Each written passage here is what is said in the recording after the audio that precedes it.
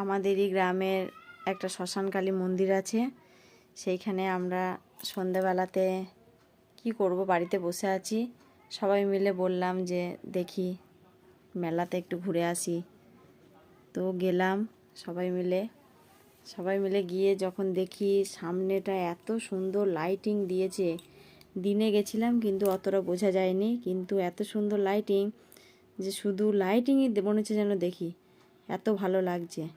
একটা লাইটিংয়ের লাইন তো শেষ হয়ে গেল, তারপরে আমরা আবার এই সামনের দিকে দেখো জলের ওপরে ছোট বড় একটা মন্দির, তার মধ্যেই লাইটিংগুলো এত সুন্দর করেছে, মনে হচ্ছে সব ডবল ডবল জ্বলছে। আর এইখানটা করতে এত সুন্দর লাগছে। সবাই সবার মতন সবার ফোনে ভিডিও তুলে যাচ্ছে। আর এই যে এবারে হচ্ছে শ্মশানকালী মা, সেই শ্মশানকালী মাকে দেখলাম।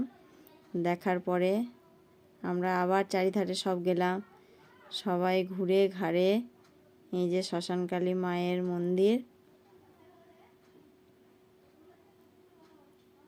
শ্মশানকালী মাকে যে সবাই মিলে প্রণাম করে আবার চলে আসলাম। দিয়ে একটু ছবি তোলা হচ্ছে, সবাই সবার মতন সবার ফোনে ছবি তুলছে, আমরাও তুলতে ব্যস্ত হয়ে গেলাম।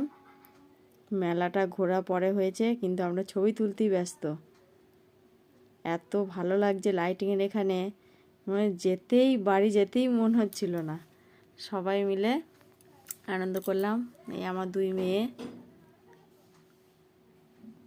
এই যে আমার ছোট মেয়ে, আমি সবাই একসাথে খুব আনন্দ করলাম, ভালোও লাগলো, মনে হচ্ছিল না বাড়ি যায়। সবাই মিলে একসাথে ছবি তুলে আমরা মেলার দিকে গেছিলাম। আমার বড় মেয়ে, এত ভালো লাগছিল। দিনে লাইটিংগুলো ছিল কিন্তু অতটা বোঝা যায়নি, কিন্তু রাতে খুব সুন্দর লাগছে। তাই জন্য আমরাও একটা ছবি তুলে তারপরে আমরা ঘরের দিকে এসেছি। ভিডিওটা কেমন হয়েছে একটু বলো।